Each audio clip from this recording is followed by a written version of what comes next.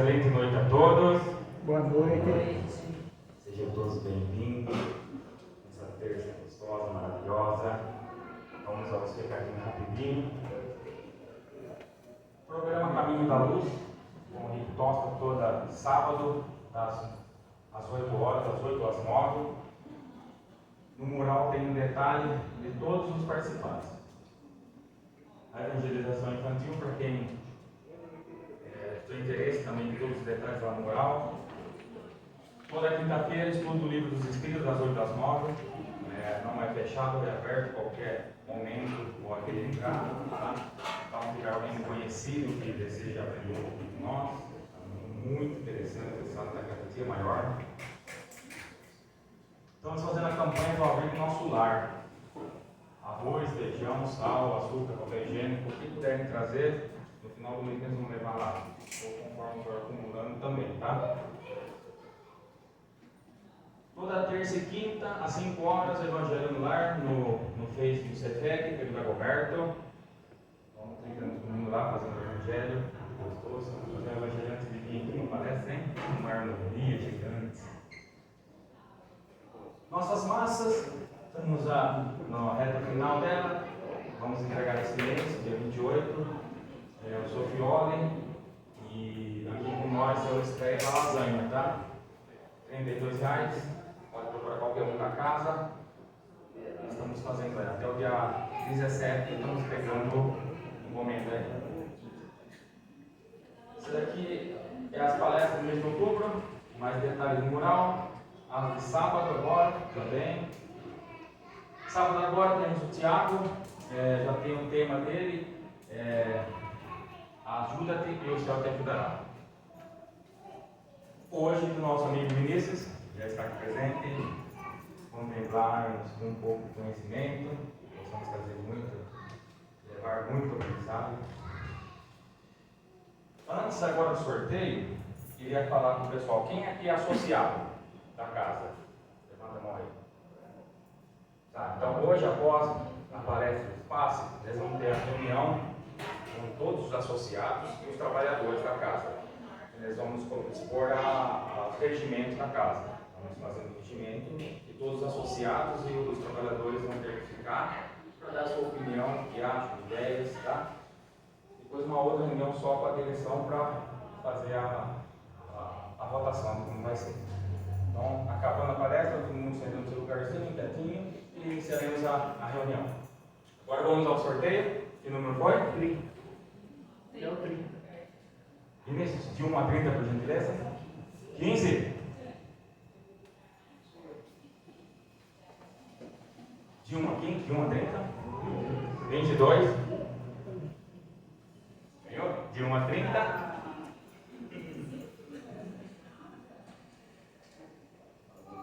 Mais. 8.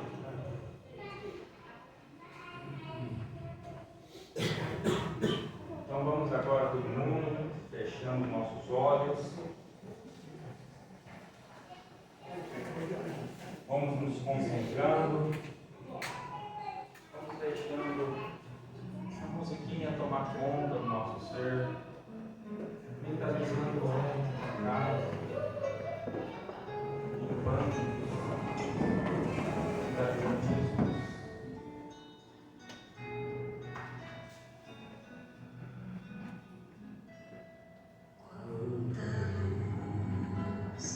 Nesse ambiente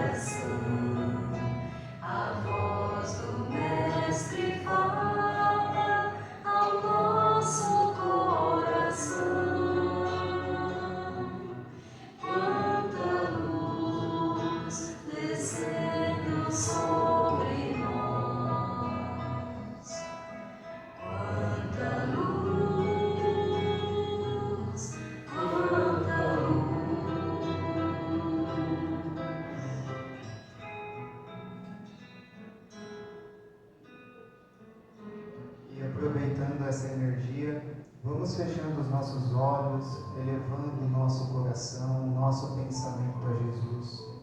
Vamos pedindo para que os bons espíritos amigos que aqui estejam nos orientem, nos abençoem, iluminem o palestrante da noite para que ele nos traga aquilo que precisamos, que possamos sair daqui hoje renovados e levar conosco a luz, a paz e o amor de Deus.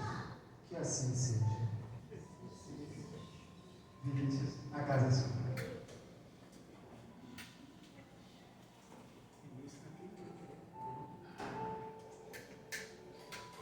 Boa noite a todos.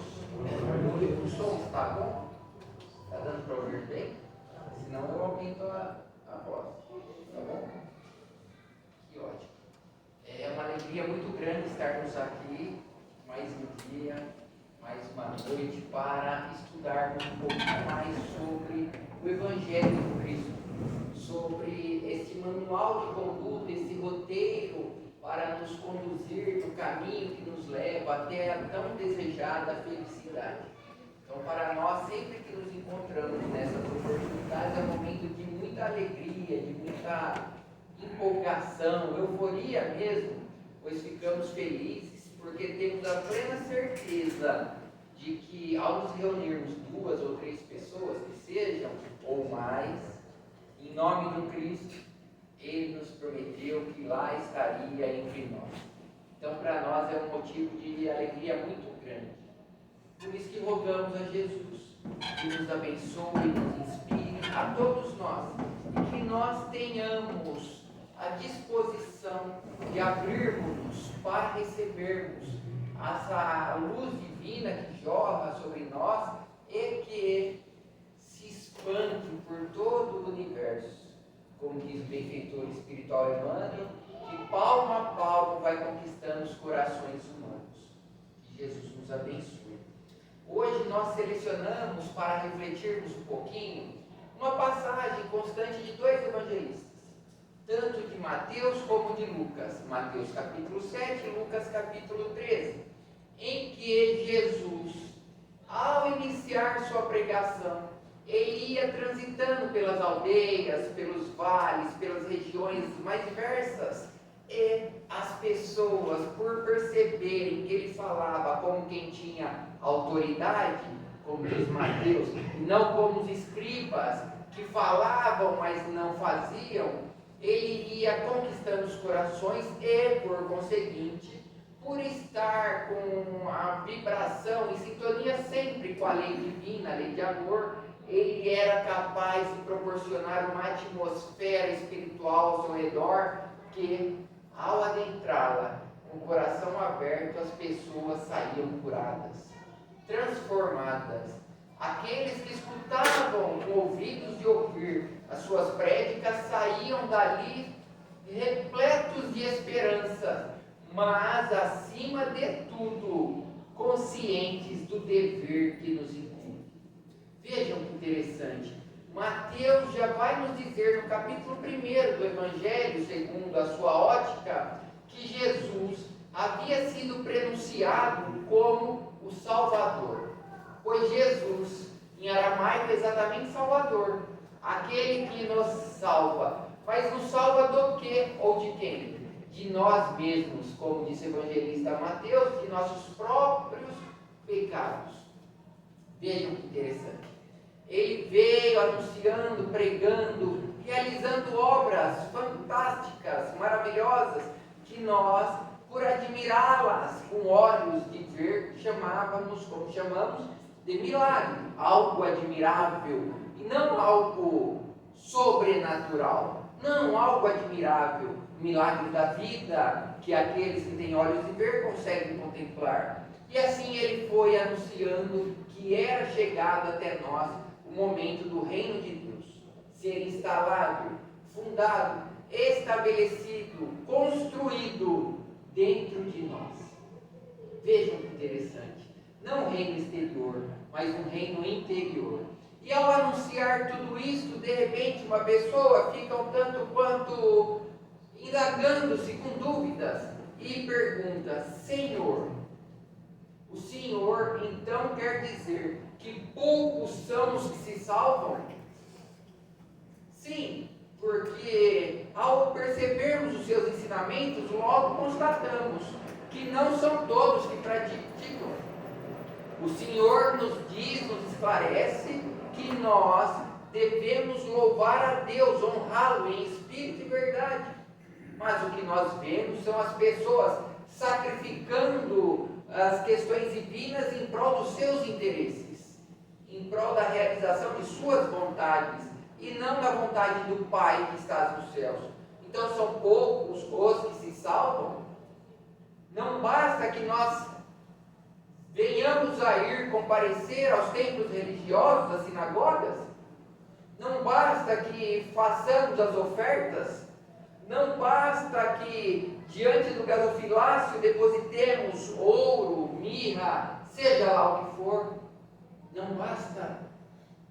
São poucos os que se salvam. Ele não responde nem que sim, nem que não, mas dá uma orientação, um esclarecimento, em verdade uma admoestação, dizendo: homem, porfiai, esforçai-vos por adentrar a porta estreita, pois larga é a porta e amplo o caminho que leva à perdição, mas estreita é a porta e apertado o caminho que nos leva à salvação. Que interessante. Se nós prestarmos atenção nos seus ensinamentos, à luz da doutrina dos imortais, nós logo constataremos a sua sabedoria, a nos dizer que todos nós nos salvaremos, mas que há um caminho para isso. Um caminho que demanda-nos esforço, zelo, perseverança, disciplina, uma transformação moral. Afinal de contas, o que é salvação?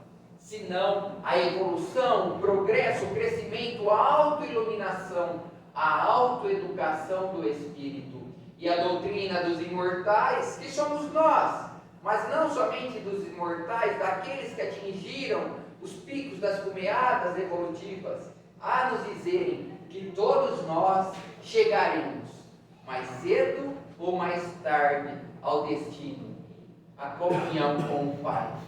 E Jesus não diz se serão poucos ou muitos, pois todos se salvarão. A questão é quando?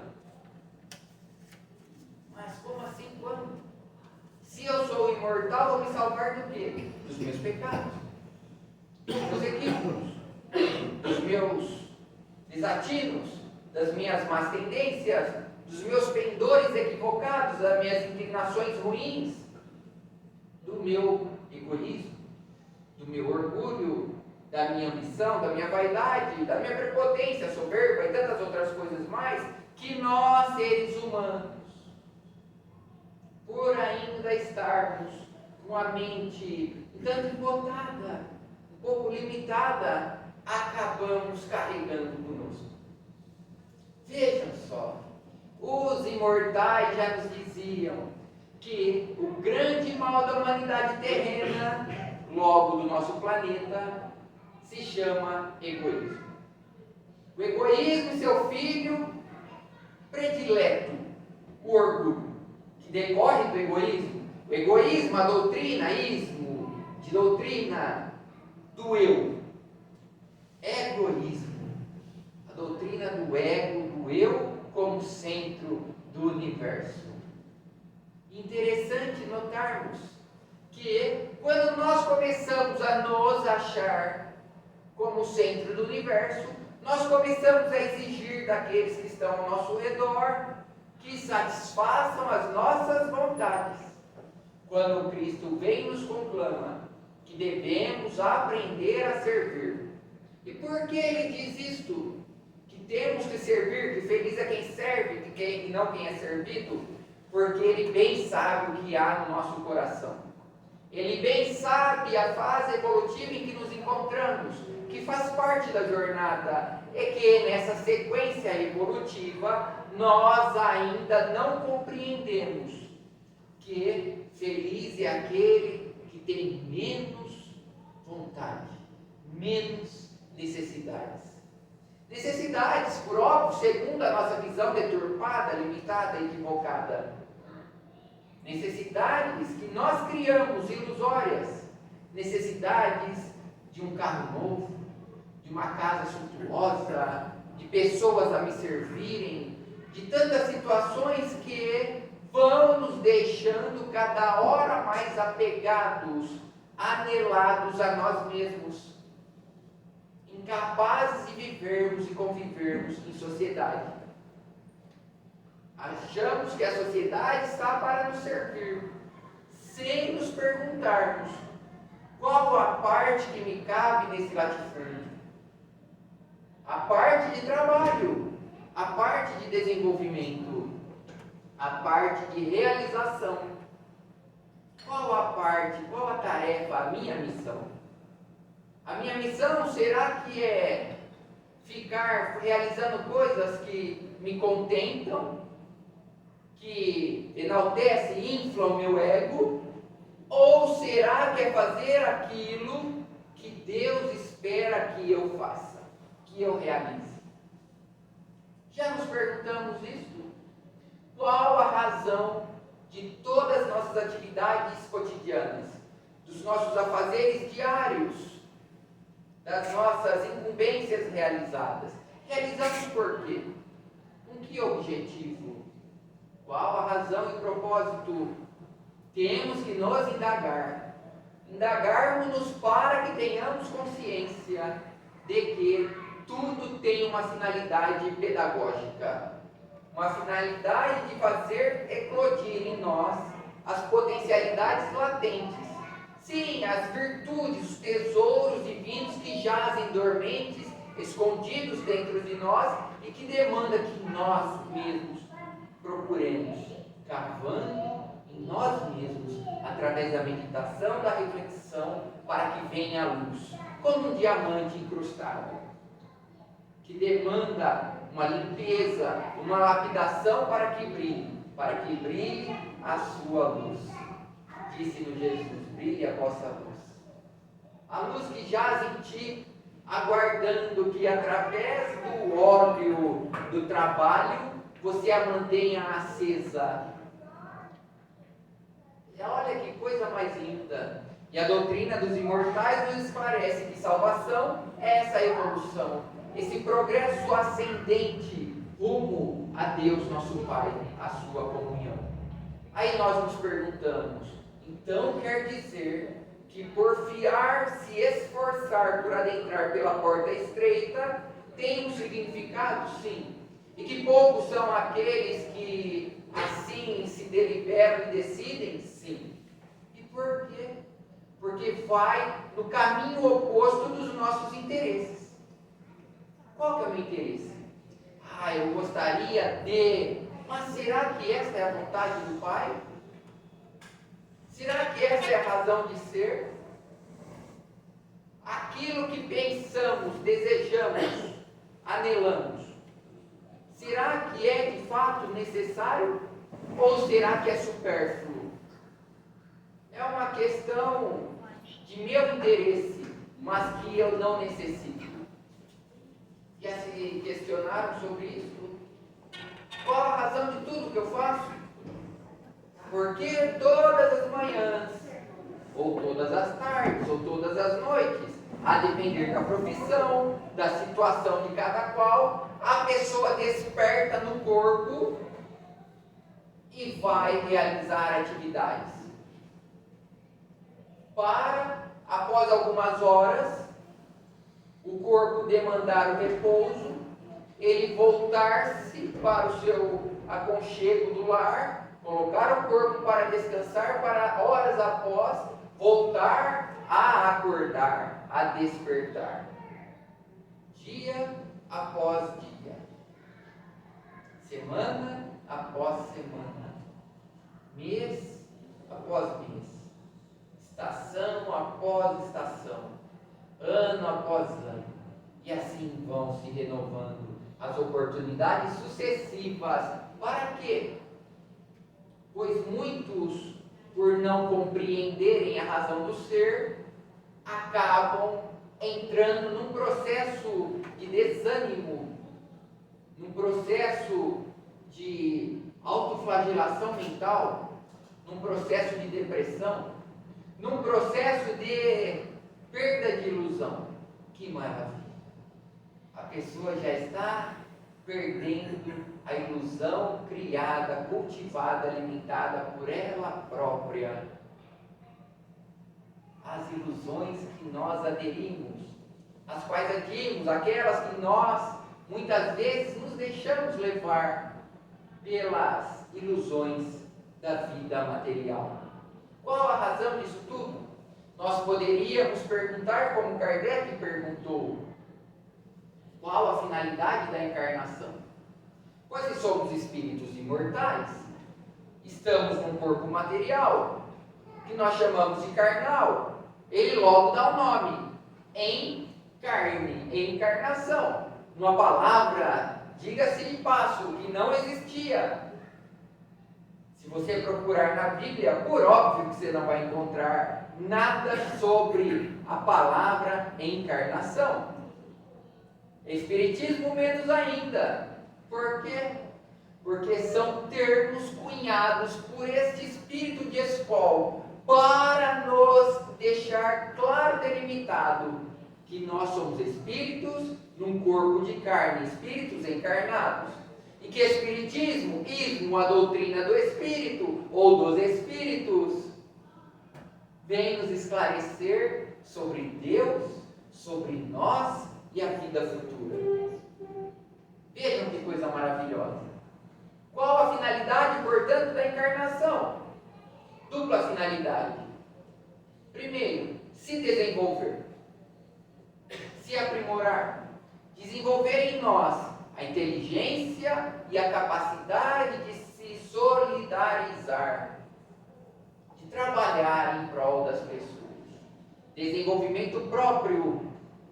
Eu acho fantástica uma frase de Kardec no livro Viagem Espírita de 1862, em que ele diz assim: antes de fazer as coisas para os homens, é necessário formar os homens para as coisas, assim como se prepara um obreiro antes de lhe ofertar o trabalho.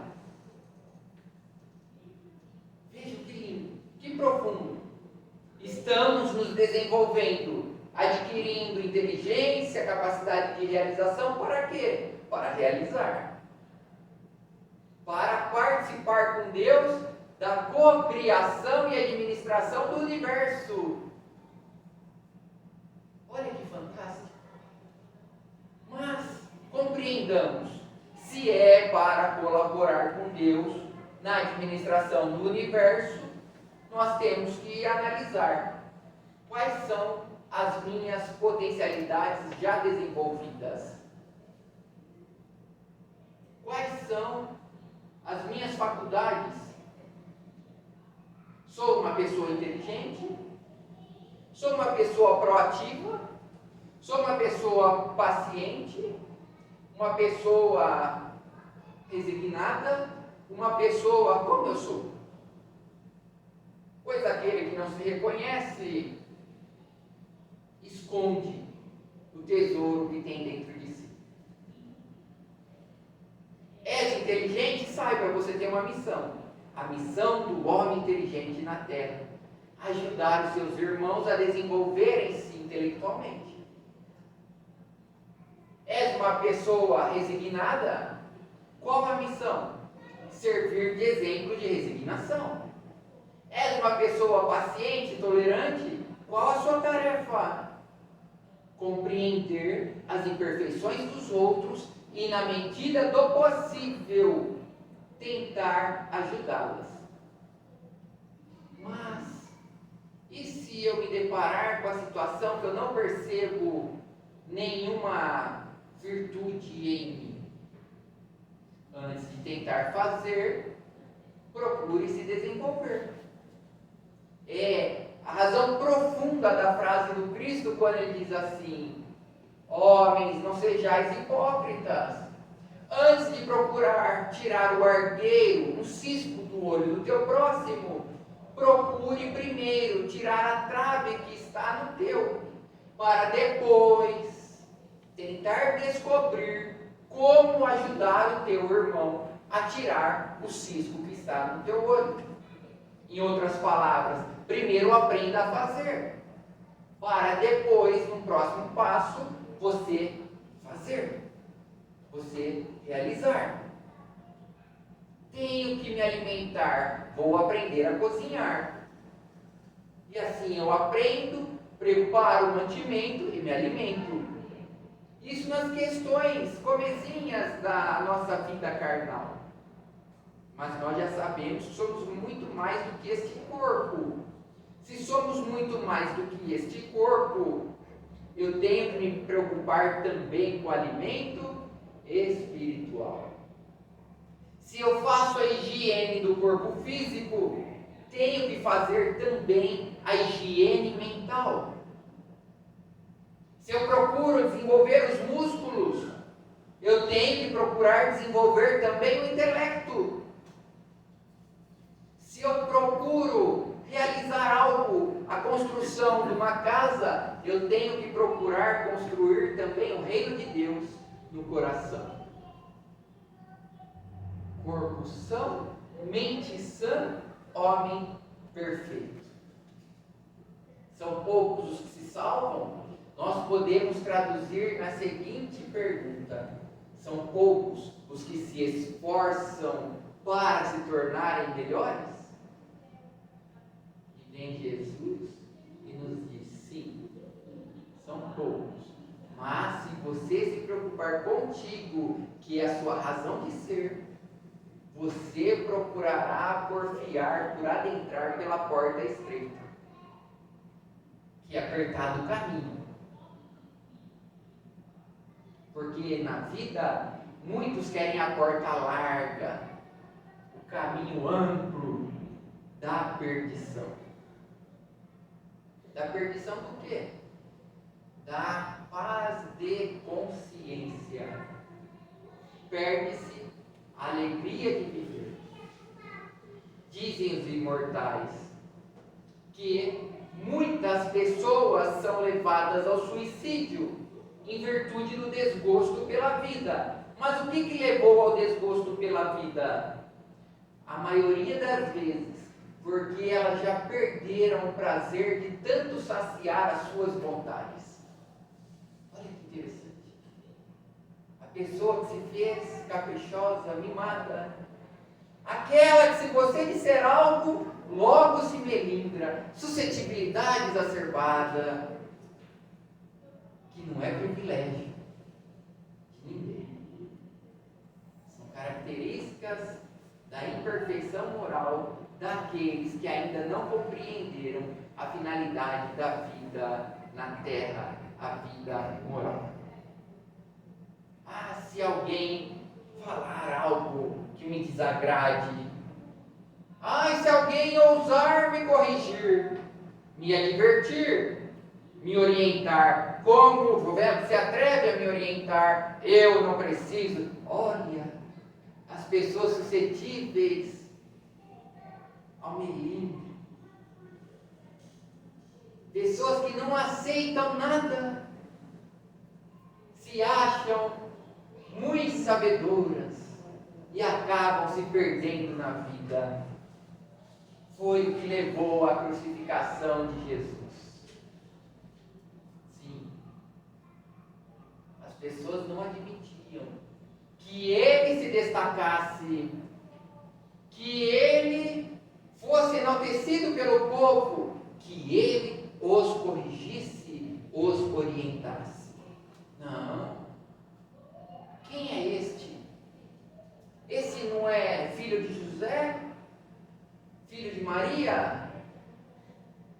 Seus irmãos não são Judas, Tiago? Não aqueles evangelistas, aqueles discípulos. Não, porque os nomes eram comuns. Os seus filhos de sangue, irmãos de sangue. As suas irmãs não vivem entre nós? De onde vem essa sabedoria? As pessoas se perguntavam. De onde vem a sabedoria deste homem? De onde vem essa autoridade que ele demonstra, comprova que tem? E as pessoas não compreendiam. Por quê? Porque não sabiam que cada um, ao encarnar, traz consigo a bagagem evolutiva desenvolvida em vidas pregressas. Nós somos os que nos fizemos ser. Seremos aquilo que optarmos por ser. Conquistaremos aquilo que anelarmos por conquistar. Aí começamos a perceber a solidariedade que existe entre o passado, o presente e o futuro. Amanhã você será aquilo que você se fizer, começando por hoje, que não se iniciou propriamente hoje, que teve início antes. Se hoje você traz aflições desconhecidas, é porque você as plantou em vidas pregressas. Se hoje você traz virtudes desenvolvidas, é porque você as desenvolveu em vidas passadas. Trazemos aquilo que nos fizemos. O que eu me fiz? Será que eu sei o que sou? Será que sei as minhas características, os meus caracteres? Será que me reconheço como uma pessoa pacienciosa ou intolerante? Será que eu me reconheço como uma pessoa esforçada ou preguiçosa? Será que eu me digo perseverante, trabalhador, mas dependo dos outros? Sim, depender dos outros é natural, mas para tudo, não. Sim, pois nós dependemos dos outros. A roupa que vestimos. Não tecemos, não fiamos, e aqui está. Alguém fez por nós. A comida que preparamos. Alguém semeou, alguém cegou, alguém conduziu, transportou, chegou ao supermercado, à mercearia, lá adquirimos e preparamos e comemos, nos alimentamos. Mas alguém fez por nós. A água, que maravilha! Será que já pensamos sobre como funciona? Quando abrimos a torneira, jorra água. Que maravilha! Será que foi algum espírito que fez? Não. Foi um irmão seu encarnado, que você nem sabe o nome. E então, quando eu aperto o interruptor e acende a luz, essa energia que muitas vezes vem lá de Itaipu, lá de baixo do país, e percorre distâncias imensuráveis, e vão iluminando, proporcionando tantas benesses, um ar-condicionado nesse calor, uma água quente no frio, uma luz na escuridão. Sempre a mão de um irmão fazendo algo. Sim, é verdade que muitas vezes a semelhança de nós outros faz por obrigação. Mas chegará o dia que fará por devoção. Haverá um dia em que o templo divino não será entre quatro paredes. O templo divino será o planeta, a natureza. E que as pessoas terão prazer e alegria de viver, de servir, trabalhar, ser útil. Como é bom ser útil! É muito bom. Aqueles que servem espontaneamente sabem do que eu estou falando. Mas servir mesmo de forma natural e não aguardando uma retribuição, palmas, um agradecimento. Não, sabendo que feliz será você no atual estágio evolutivo se você for pago com a ingratidão. A semelhança do Cristo. Ou ele não é nosso modelo, ou ele não é nosso guia. Ou será que são falsas suas afirmações de que bem-aventurados sereis quando as pessoas mentindo vos falarem mal, vos injuriarem, perseguirem, caluniarem, pois estará próximo o reino de Deus. Pois é uma prova, a prova da ingratidão. Pergunta 927 do Livro dos Espíritos, 937, desculpa. Olha a prova da ingratidão. Sabiam disso? Que a ingratidão é uma prova? E se é uma prova, eu tenho que analisar, fui aprovado ou reprovado? É simples. Como você reagiu? Você reagiu com serenidade, até mesmo chorando, mas no silêncio do quarto? Ou você se rebelou, se revoltou, procurou se defender, e na defesa, como é natural de nós acusamos. Não nos limitamos a nos defender. Vemos isso nos processos que militamos todos os dias da semana, e às vezes aos finais de semana, em que uma pessoa acusa a outra, que para se defender acusa uma, e assim vai.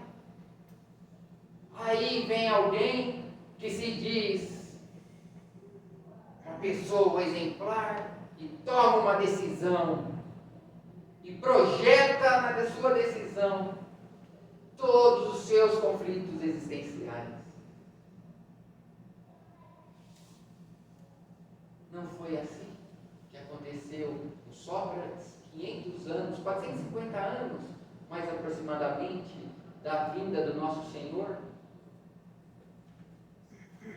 Acusado injustamente por inveja, por despeito, por ignorância, foi condenado à morte. E quando prolataram a decisão, você está condenado à morte, ele sorri. Eu? Que morte? A morte que tu falas? E quem não estás? Será que sabemos que uma hora nosso corpo vai tombar para não mais se levantar? E nós nos depararemos, como disse Paulo de Tarso, com o tribunal do Cristo? Que morte? Perguntou Sócrates. Que morte? Morte do corpo, todos estamos fadados. Agora, a morte do espírito, essa ninguém é capaz de sacramentar senão você mesmo. A única pessoa capaz de sacramentar a morte mental, não a exterminação do ser, mas a morte da alegria, a morte da esperança, a morte do bem viver. Pois o que pode de pior acontecer a uma pessoa, não tenham dúvida, é perder a esperança. Perdeu a esperança, para a pessoa tudo se torna um caos, se torna uma escuridão, um abismo. Ela não vê solução. E muitas vezes a única alternativa com a qual ela se depara é acreditando exterminar aquela dor com a ceifação da vida orgânica. Por quê? Porque não tem fé. A esperança que lhe sumiu é exatamente a ausência da fé, que é o conhecimento, a razão de ser de tudo aquilo que nós somos e para o que estamos destinados. E o caminho que nos leva à nossa destinação, essa ponte da nossa sublimação, se chama caridade. A fé que nos dá esperança nos leva à prática da caridade. Fé, esperança e caridade.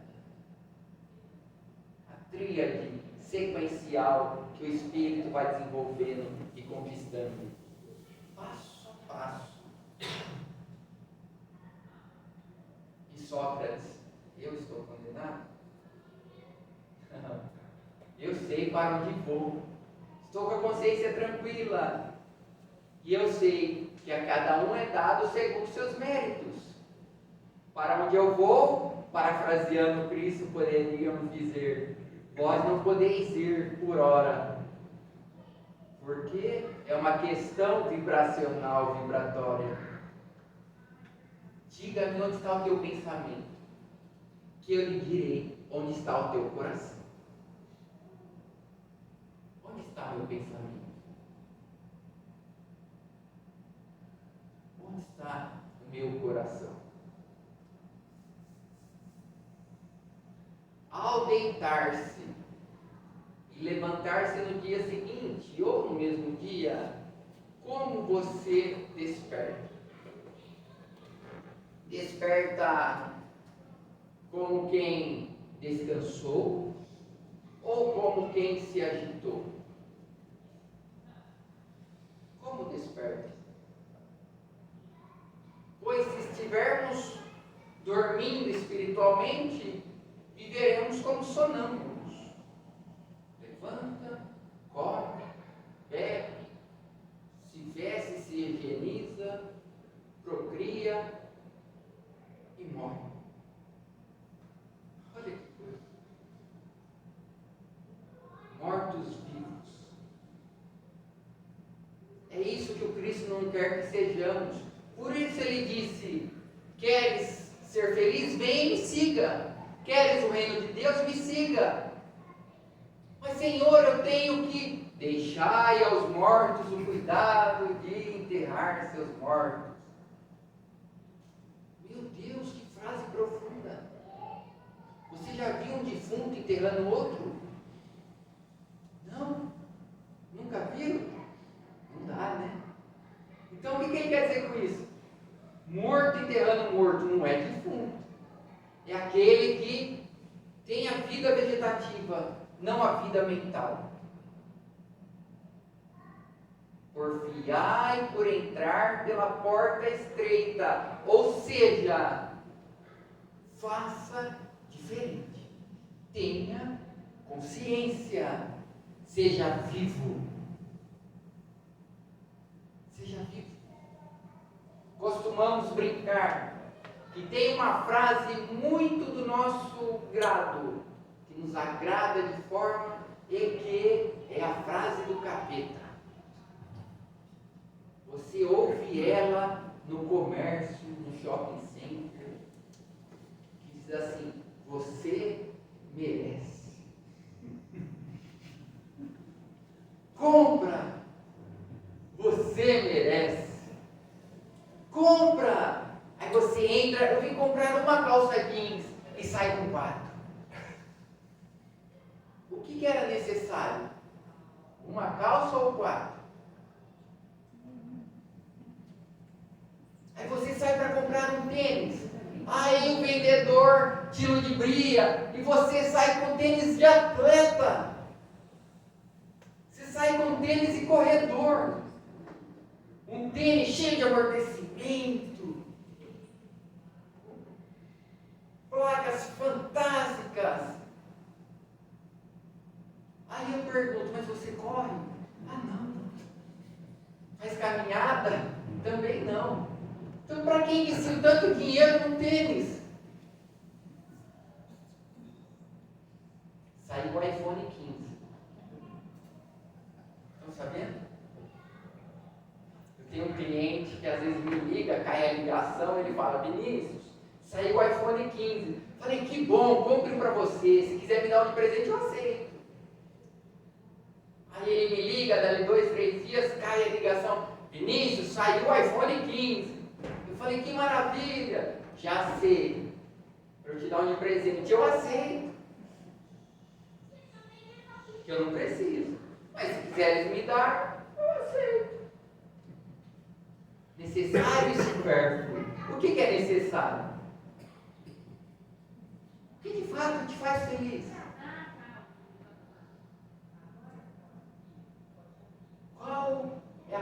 comida predileta. Nem isso muitos sabem. Tem muitos que têm. A minha comida é essa. Se não for essa... E a gente vê os pais ensinando os filhos. E os filhos pequenos já brigando porque não tem Coca-Cola na mesa. Mas por quê? Não, porque hoje eu esqueci de comprar. Mas os outros dias tinha. E está brigando porque hoje não tem. Você está estimulando seu filho ao supérfluo.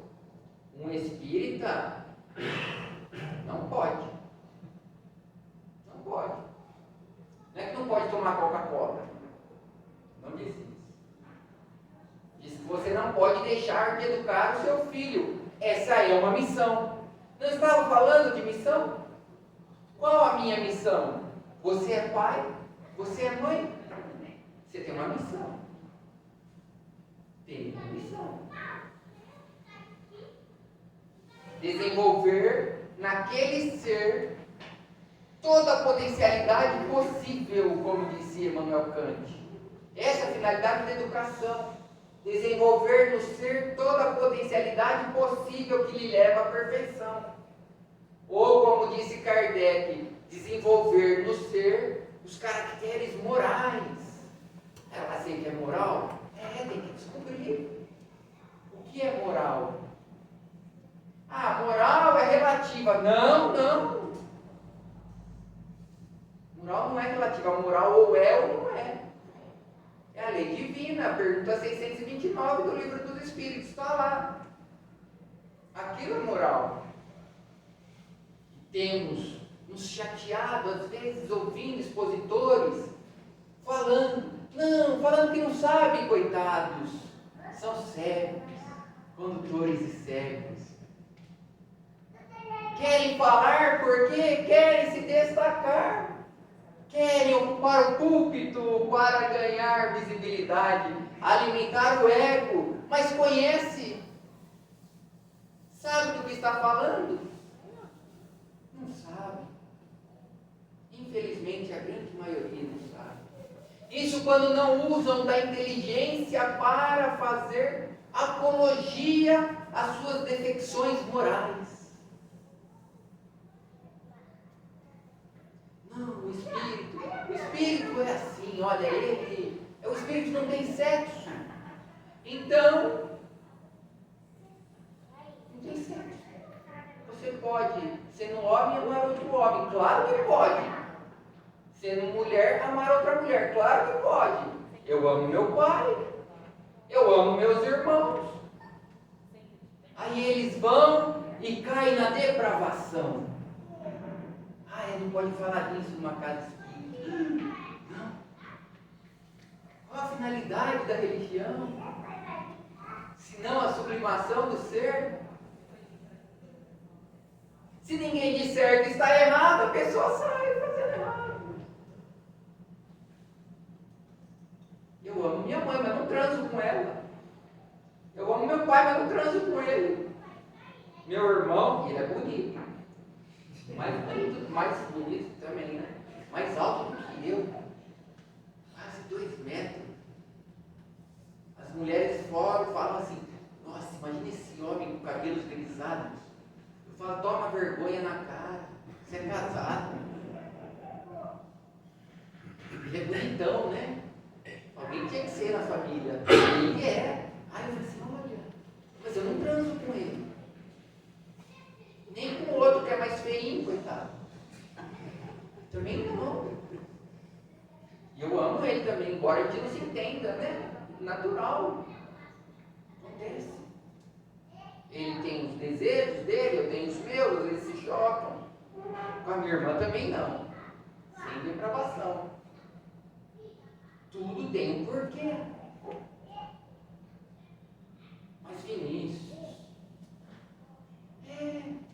como se reconhece o espírita?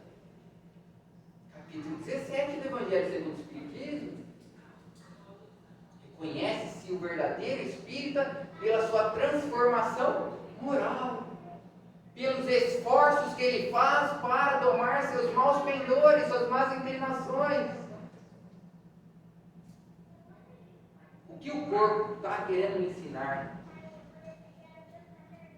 confiai por entrar pela porta estreita, pois larga é a porta e amplo o caminho que leva à perdição. Santo Deus!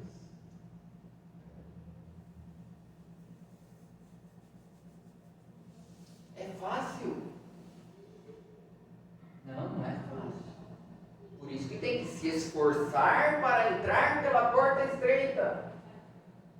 Ou seja, você tem que lutar contra as suas más tendências. Quais são? Não sei. Estou preocupado com isso agora. Eu, se fosse você, se preocuparia. Eu me preocuparia. Por quê? Porque você vai ser apresentado perante o tribunal do Cristo quando seu coração parar de bater. E vai lhe ser perguntado: que fizestes dos talentos que lhe foram depositados?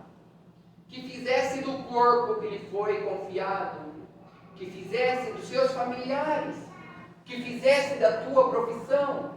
O que fizestes daquele teu irmão em expiação, em provação? Como agistes diante da vida? Ainda hoje estava começando a querer titubear um pouquinho sobre algumas situações. Há uma magistrada de Araraquara que me incomoda muito. É uma pessoa de uma prepotência, e não é de maldade, é de defesa, medo, e toma umas decisões esdrúxulas. O papel dela, pacificar. A gente entra com um pedido, ela cria mecanismos para gerar discórdia. É impressionante, ela não faz nem ideia do que está fazendo. E a gente vai, de forma sutil, fala: excelência, reveja seu posicionamento. Não, é pelo melhor interesse da criança, mas então vai estudar psicologia. Queres livros emprestados? Senão eu compro e lhe dou. Se nós nos propomos a fazer algo, somos responsáveis pelo que fazemos. Quer ser advogado de família? Tem que estudar psicologia.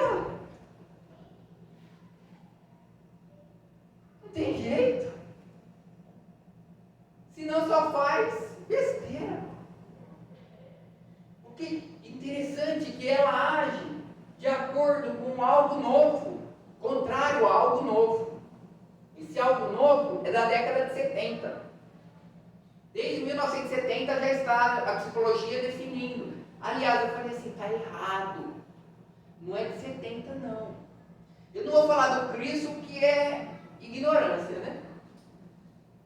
Desde 1860 e pouco, quando Freud vem e desenvolve a teoria do ego, o id, o ego, o superego, que ele vai desenvolver a teoria do complexo de Édipo, o mito de Édipo rei. E dizem os imortais: não jogue nada fora. Talvez você não saiba interpretar, mas esses mitos têm um ensinamento muito profundo. Édipo rei. Jocasta e seu marido se casam. Ele é rei. Tem por desejo terem um filho, mas não conseguem. Aí vão ao oráculo, eram gregos, vão ao oráculo de Delfos fazer uma consulta, e vem a profecia: se vocês tiverem um filho, ele matará o pai e desposará a mãe. Olha, se vocês tiverem um filho, ele matará o pai e desposará a mãe. Essa é a profecia. Se você não souber interpretar a profecia, você faz com que ela se realize. Que a finalidade da profecia é que ela não se realize. Para ela não se realizar. Ou seja, passado um tempo, Yocasta, estou grávida. E agora? Danou. Ficam desesperados. Nasce a criança, o menino. Ele vai me matar. Ele vai se casar com você. Não quero me casar com meu filho. Eu te amo. Eu não quero perder o reinado. É bom ser rei. Eu também te amo. Já sei. Vamos dar fim à criança. Chama o servo. Fala, passando a fronteira, mate a criança. Porque se eu matar dentro do reino, você vai ser assassinado. É a lei do reino. Então vai, pós a fronteira, mate-a. Tá bom. O servo vai, só que é longe a fronteira. Uma criança. Ele fica sensibilizado. Mata a criança? Não. Procura alguém. Entrega a criança. Esse alguém, o camponês, pega a criança. O meu rei queria teu filho. E não consegue. Eu vou levar de presente. E leva para o rei de presente. Que não é aquele casal. É outro rei. A criança cresce. Um belo dia, ela se decide ir ao oráculo de Delfos. Quem que ela encontra no caminho? Uma caravana. Ele se aproxima, as pessoas caçoam dele, ele não gosta. Ele havia sido criado por um rei, logo ele era um exímio lutador, um guerreiro, mata todos. Quem estava no meio da caravana? É seu pai. Quem mata rei se torna rei. Aí ele vai tomar posse do seu reinado. Chega lá, vê uma mulher linda, formosa. Não quer se casar comigo? Para ela, quem ele era? Um estranho. Tudo menos seu filho tinha morrido. Não houve vínculo afetivo desenvolvido com repressão dos desejos carnais, como diz Freud. Não houve, não. Logo, se casa com a mãe, e a mãe com o filho, e se realiza a profecia. A profecia está realizada. Lição de moral, lição da história, moral da história. Aquele que não é criado pelo pai, o pai é um estranho. Para ele, matar já morreu. Não matar necessariamente fisicamente, mas mentalmente, sentimentalmente. Pega uma criança que não foi criada pelo pai e apresente. Eis aqui o teu filho. Pai. Filho, eis aqui teu pai. Não. Não sei se vocês sabiam, mas antes de Freud já tinha sido explicado muito mais profundamente isso por Kardec. Porque Freud nasce um ano antes de Kardec publicar o Livro dos Espíritos. Ele nasce em 1856. Kardec já havia explicado os vínculos espirituais, a finalidade da encarnação, de onde viemos, por que aqui estamos. Isso é o principal, primordial, sabermos por que aqui estamos. Logo, se estamos em passagem para algum lugar, eu vou. Quais são minhas alternativas? Vou para o umbral. Quem aqui já ouviu falar de umbral? Quem tem medo de ir para o umbral? Não? Ninguém? Todo mundo. Vocês, se forem para o umbral, vocês vão me encontrar lá. Eu vou estar com um crachazinho, trabalhador espírita. Eu vou estar a trabalho, né? Olha o ego. Brincadeira, não tem que ter medo de umbral, não. Tem medo de umbral? O que é isso? Umbral é aqui. Pergunta 1010, 11, 12 do Livro dos Espíritos, e as pessoas.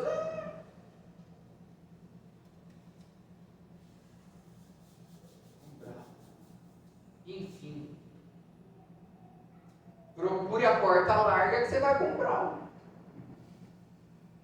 Porfiai por adentrar pela porta estreita, pois nela está a salvação. Olha que fantástico, que linda lição do Cristo.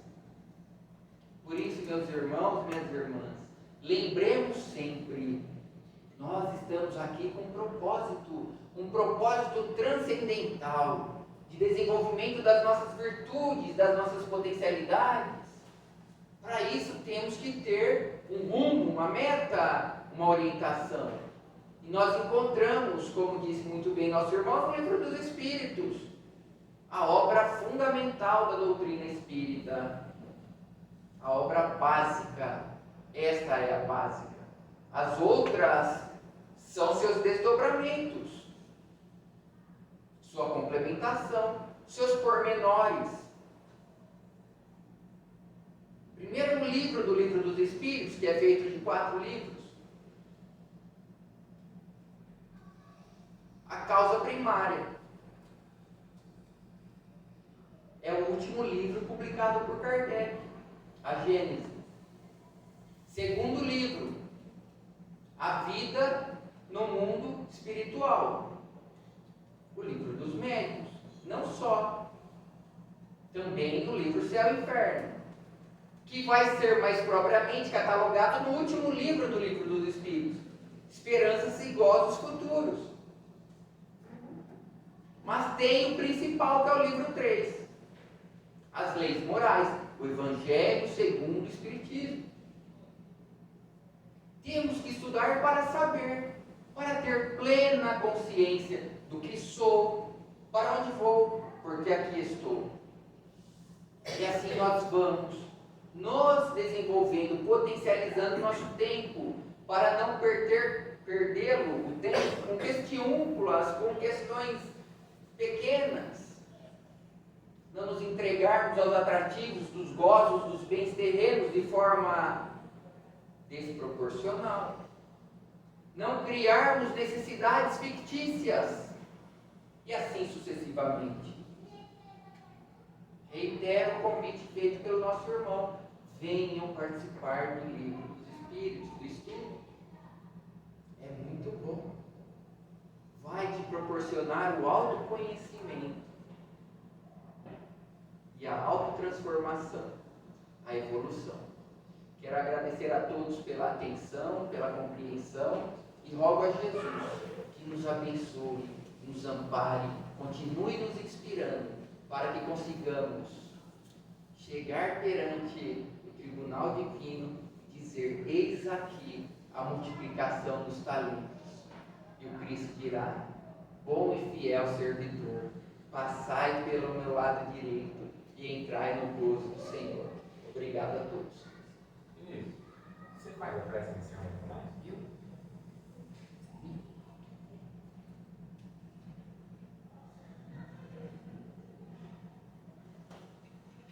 Então vamos aproveitar a oportunidade de aqui estar para agradecer. Muito obrigado, Senhor. Obrigado pela vida, essa vida com sentido, esta vida que nos proporciona nosso amor. Mas obrigado, Senhor, por todos aqueles que comigo dividem seus tempos, suas vivências, suas experiências, suas virtudes, suas deficiências. Obrigado, Senhor, por poder ser útil, por poder colocar em prática um pouquinho daquilo que nós recebemos. Senhor, Pai amado, ajuda-nos a identificarmos nossas mazelas morais, para que possamos tratá-las